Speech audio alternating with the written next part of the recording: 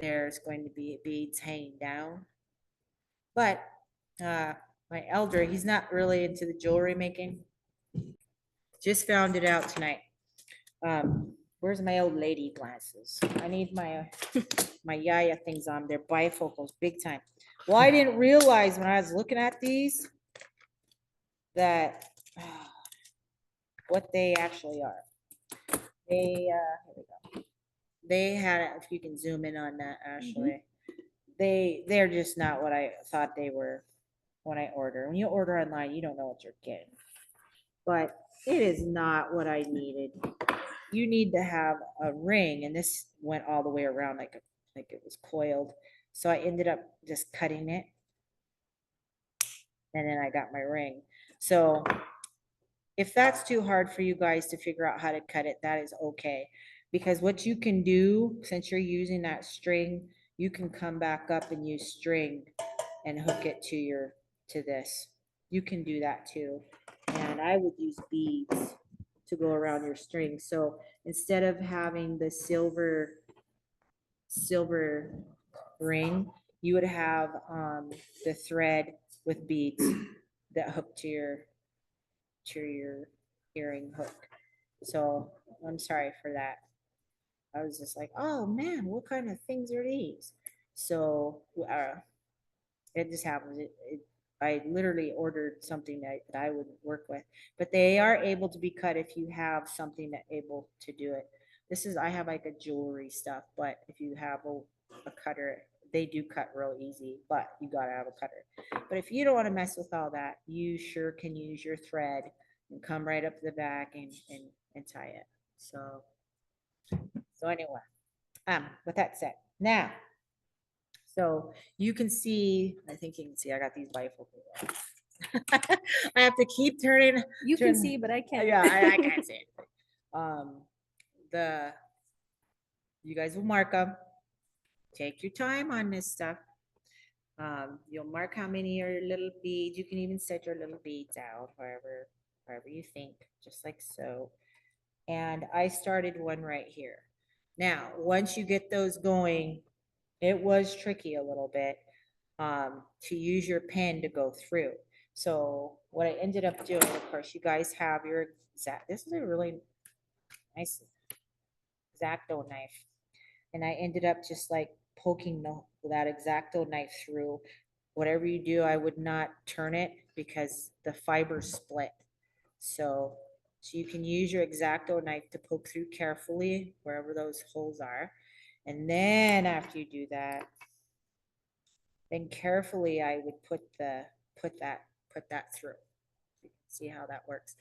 And the reason, you're probably wondering, why use this pin? You have to use something that isn't big and thick and terrible. It will bust your cambium. It'll split it. And if you wet the cambium, I don't know why, it's happened to me many times that I was wasting cambium, which taught me to stop real quick.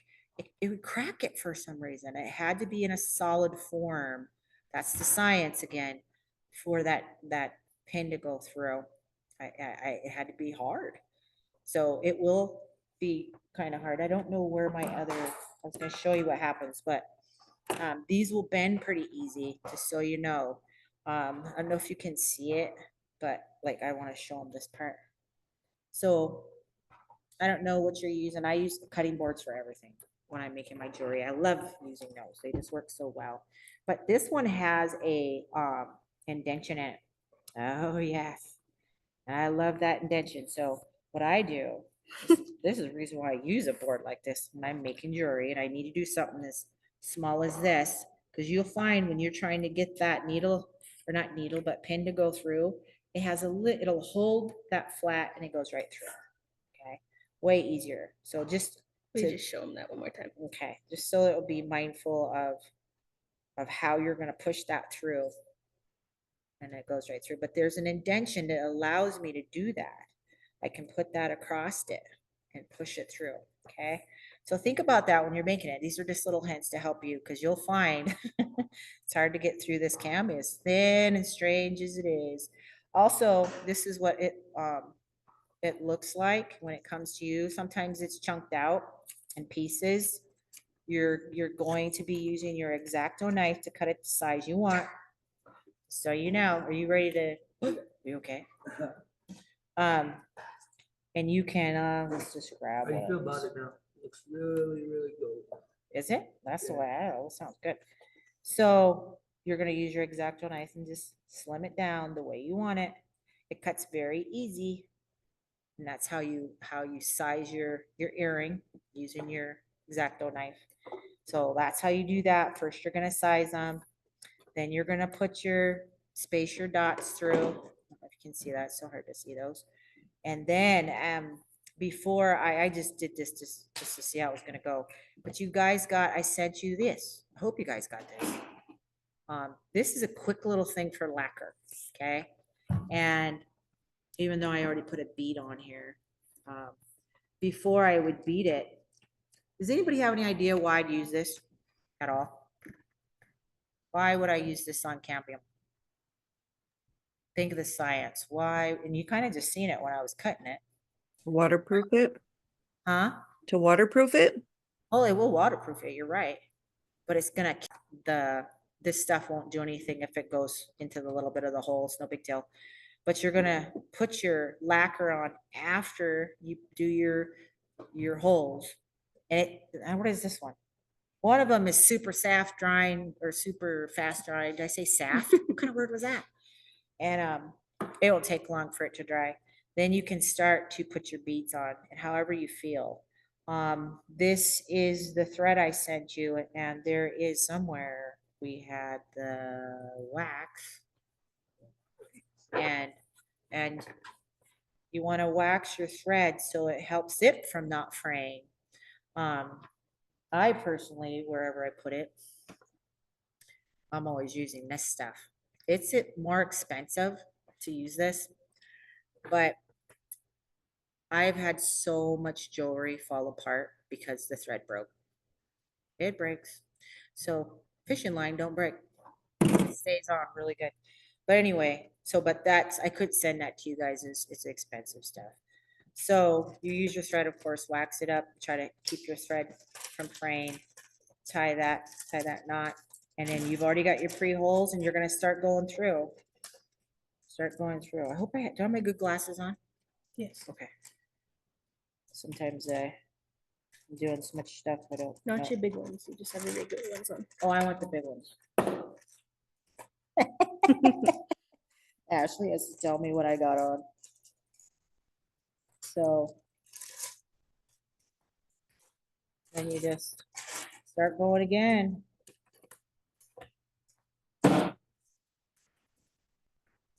Now you see that line, if you want, you can put beads on that so it doesn't show like that. It's all your design, however you want it. And I'm just using this quai. You'll find when you're working with this line, it gets a little tricky. But the big bead on it. Go back through. Hang on to it. Got a lot of little things going on here. Come here. He's trying to get like that. What you doing, Misa? I was looking at my materials. Oh, are you? Yeah. I could hear him over there.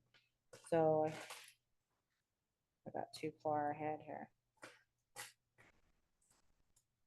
I'm gonna bring that bead down now. If I can. There you go. Bring it down. Get closer. Usually this doesn't take me this long, but it seems to be tonight. But you're gonna bring that bead down and go back through that hole right there. Bring it right back down. Ooh, that's a pretty blue, isn't it? Just go back through the hole.